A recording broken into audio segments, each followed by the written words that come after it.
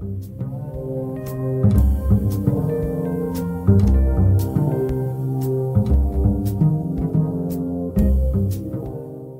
are afraid to succeed.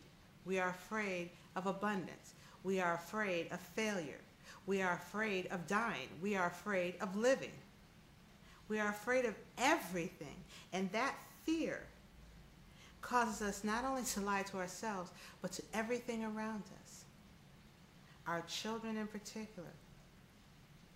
We want religion to tell us what to do versus spirituality, which feeds us and nurtures us and makes us strong, makes us stronger, so that we can intuitively know what is right and what is not.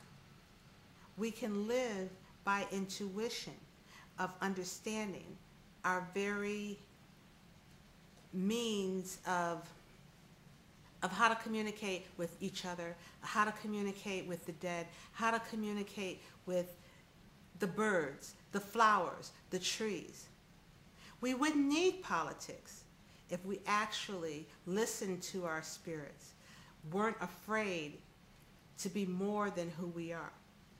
We wouldn't need religious morals to dictate how we should or should not live if we actually fed our spirits, bonded with our spirits, believed in our spirits, understood our ancestors that carry the message from divine by whatever name, by whatever aspect, by whatever tradition you choose to follow, because it's all the same. If you come from a form of true spiritual understanding and awakening, then the message is always the same. It doesn't matter if you're earthborn, from the Pleiades, from the void. It doesn't matter if you're an alien. It doesn't matter if you're from this time or you got caught up in a time warp and ended here accidentally or on purpose. None of that would matter. And I really am being channeled to express the importance of this, the importance of it right now today, getting this message, that understanding that you are an ascended being, that you are a spiritual being, first and foremost. Before the flesh, you are spirit. And everybody that we are connected to is spirit. And if you get that understanding, then you understand that everybody is a temple that is worthy of praise and honor and respect. That will come intuitively if you understand your concept of spirit and respect your spirit within. You respect nature. You automatically respect the process of birth. Therefore, there's no gender separation. There's no masculinity is superior to femininity. Because spirit has no gender, spirit has no race, spirit has no category. Spirit is. Until you manipulate that spirit, until you direct that energy of that spirit, it becomes the force that you put behind it. If you put a negative force behind your spirit, the energy that is put out there will be negative. If you put a positive force behind that spirit, the energy that you put out there will be positive. Mistakes are lessons.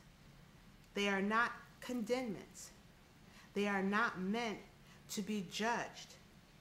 Judgment is one of the worst things that you can do to your spirit. And not only judging others, but even yourself. When I say yourself, I mean even your mother, your child, your father, those people that house your direct bloodline. When you judge, it causes your spirit to be crushed.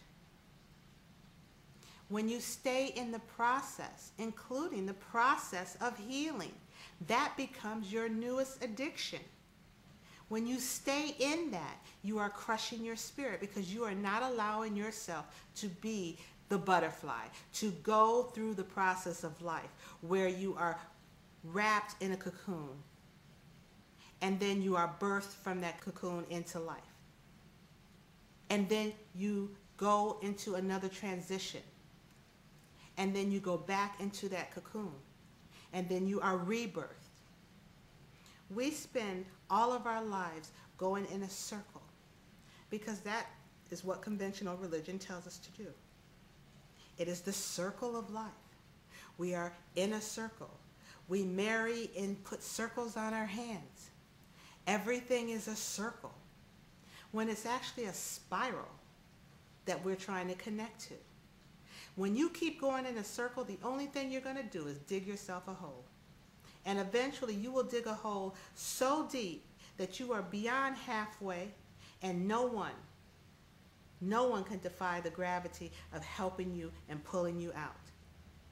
But when you get to that same impression, when you say, I've come full circle, right at that point, before you step to the next row that leads you into another circle, you're supposed to take a turn, left, right, up, down, somewhere. And you are supposed to make a spiral. If you actually looked into your spirit and understood that fear is just a hologram of things that you are refusing to look at head on and conquer. If you actually, at that point, said, you know what?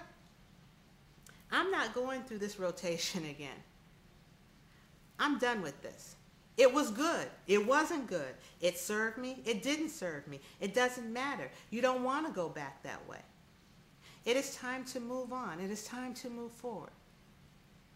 It is not ever, never, never, never is there a reason to be stagnant when you're dealing with life and spirit. Stagnation is a form of depression. And it will depress your spirit to the point where you can't breathe, you're choking. When you get to that cycle, you turn left, you turn right, you spiral up, you spiral down, you spiral into new, into new, into new, into in you, into newness, into the essence of the new, into that which everything comes from.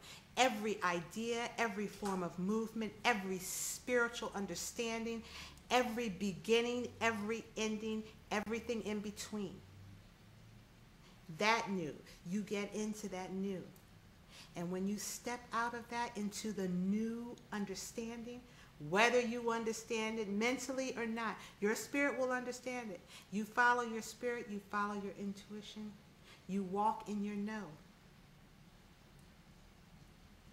You cannot go wrong. You will not regret. Health will not be an issue. Understanding is never a concept because you know. You know.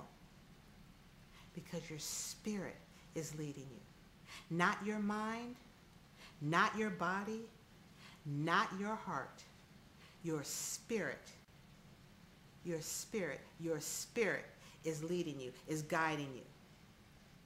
And everything that is a thing and understanding, everything that has life and breath, everything that is directing your movement, your understanding.